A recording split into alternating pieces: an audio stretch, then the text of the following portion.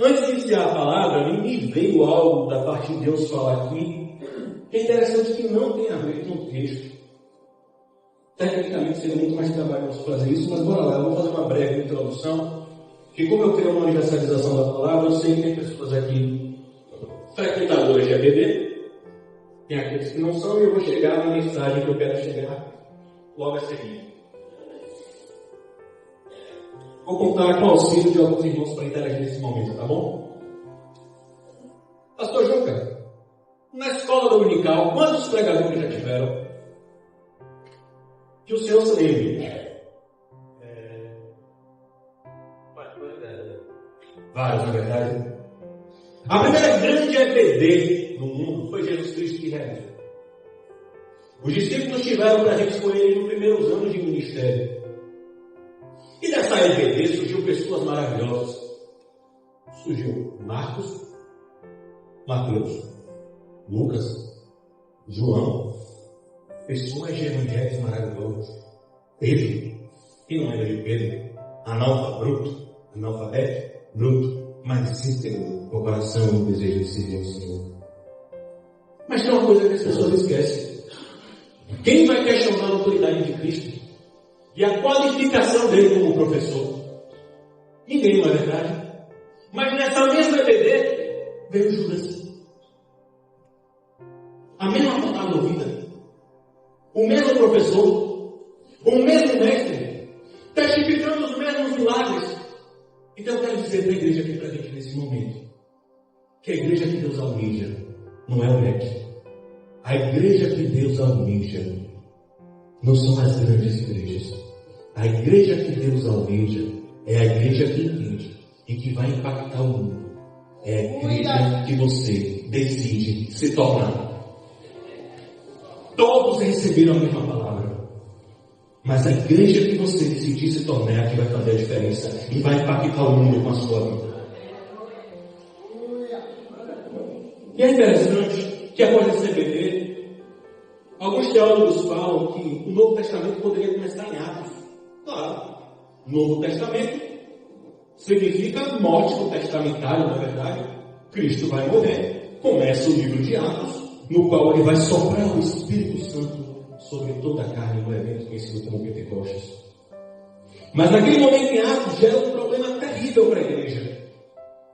Porque até então tinha um professor, um mestre, para dizer o que fazer, o que não fazer.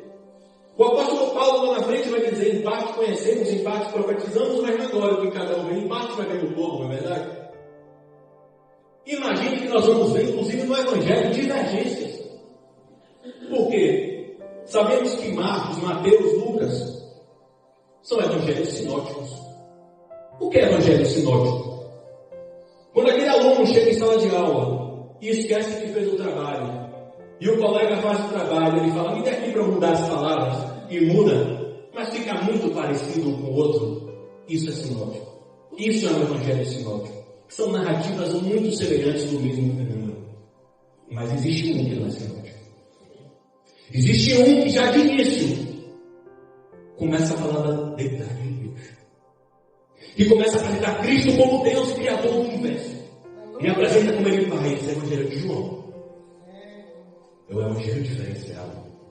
Então mostra que entre eles tinha divergência de pensamento.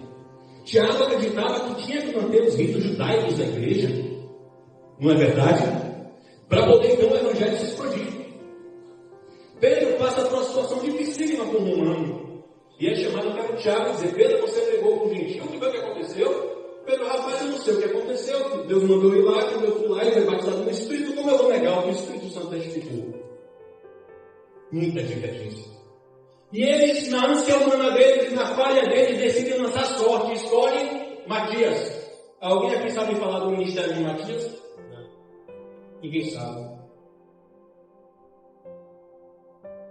Porque o eleito de Deus é Paulo. Naquele momento de divisão da igreja, precisava alguém que entendesse de liturgia, de ministério.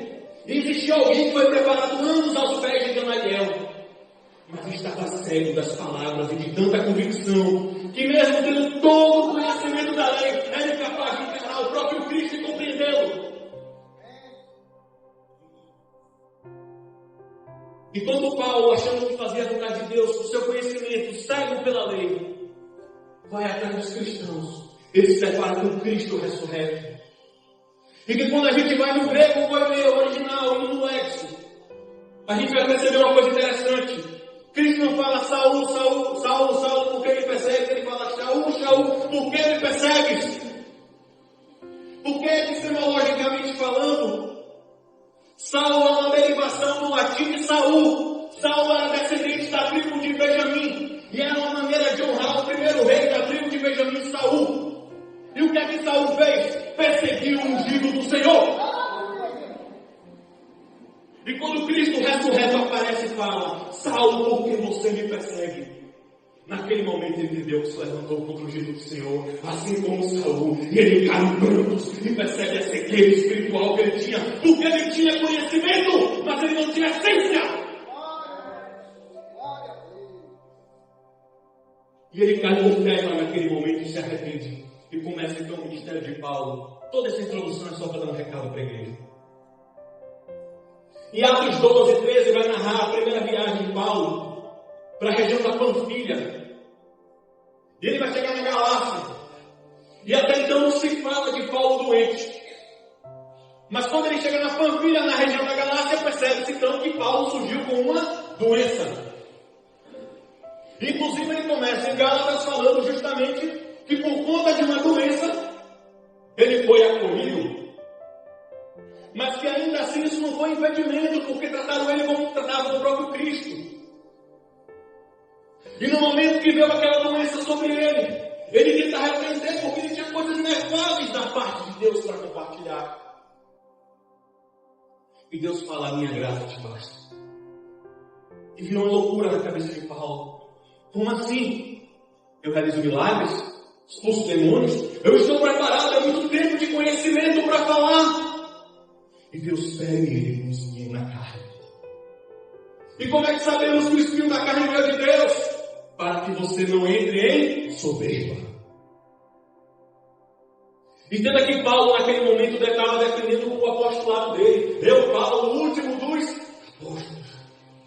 Que há 14 anos atrás tinha sido arrebatado aos terceiros céus. Tinha coisas inefáveis para dizer. E no momento que coisas profundas iam sair da parte de Paulo, Deus fere ele com espinho na carne e fala, a minha graça te basta. Os teólogos falam que na região da Panfilha, documentos históricos falam que era uma região muito alagada. E que quando a manifestação da doença surge a partir desse trecho, se falava muito do surto de malária. E que dava muita dor de cabeça e dores nos olhos. Não é à toa que lá na frente Paulo vai dizer que se possível fosse eles terem dado os próprios olhos para ele. Um homem poderosamente usado por Deus precisava de um espírito para escrever as cartas dele, porque estava altamente debilitado e contando com a ajuda dos irmãos. E o próprio Cristo dizia, Paulo, a minha graça te basta. O recado que eu quero deixar antes de entrar na pregação nesse momento, repita essa palavra para o irmão do seu lado, não tenha vergonha não. Meu irmão, se a tua renúncia te faz sentir melhor do que o teu irmão, há pecado na sua santidade. Quanto mais alto Paulo ia chegar, menor ele tinha que ser. O que existe de prisão da santidade tóxica na igreja não está no gibi. Capas e capas de pessoas que se julgam mais santas e mais dignas e que não vão matar de irmão. Eram 300 pessoas no recado passado, hoje são 50, cadê de volta? Ah, mas é alcoólatra, ah, mas é adúltero, ah, mas é lésbica, ah, mas é homossexual. Você sabe a diferença de Paulo para você e do ladrão da cruz? Porque todos somos salvos pela graça. Mas nos limitamos a um grupinho e dizemos somos o povo escolhido de Deus, raça de víboras. Fariseus, vai de vocês que viajam o mundo inteiro para trazer uma alma para Deus e depois transformam 2 vezes mais filhos do diabo do que de Deus, porque colocam fardos e ninguém não aguenta e não consegue passar pela porta e assim impede outros de passarem. Cadê os homossexuais? Cadê as adultas? Cadê os perdidos? Cristo não manda eles virem até a igreja, Ele ordena as igrejas virem até eles.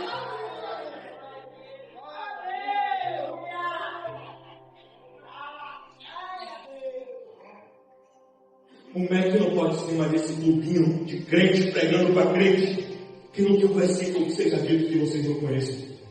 Arrotamos teologia. Todo domingo eu vou na igreja. Todo domingo eu dou o dízimo. Como os fariseus sabiam a lei também. Mas a gente esquece de John Wesley, quando ele fala: meus jovens, não se percam. 100 gramas de amor vale mais que 1 quilo de conhecimento. A igreja se tornou mestre na palavra, mas se perdeu na essência. E quando Paulo entendeu isso e viu Cristo ressurreto, ele disse: quão louco eu fui.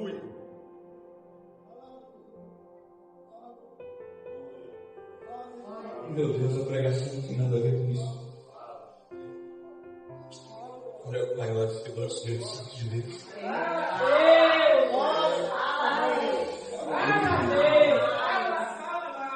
Certa vez Jesus chega para uma figueira. Ele tem fome.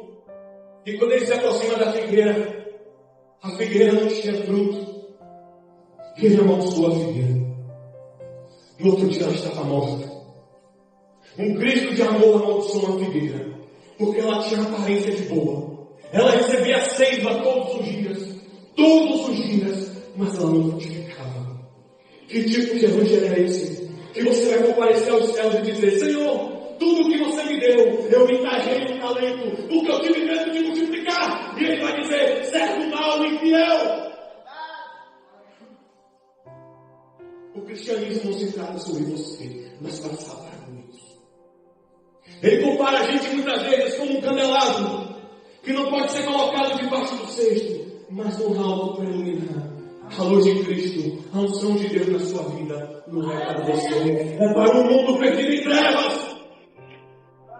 Quantas vezes nos deparamos com um perdido, ele fala: eu estou no erro. Quando eu me consertar, eu volto.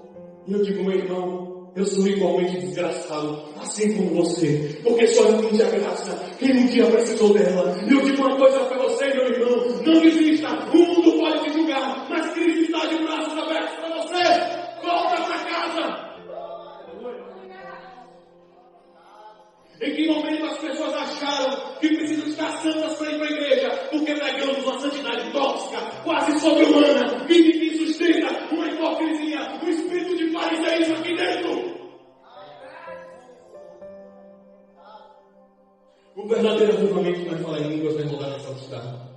O verdadeiro avivamento não é descer a rua tocando um tambor, é subir ao cavalo com um grande choro. Já dizia a menina: é chorar por almas, é chorar por vida. Nunca se entendeu tanto sobre o tamanho do chinelo de Jesus, a roupa que ele usava, a maneira que ele pregava, o clima da época, o exército da época. Mas nunca a igreja teve tão pouca experiência com ele, ou conheceu, ou ouviu, ou praticou seu amor.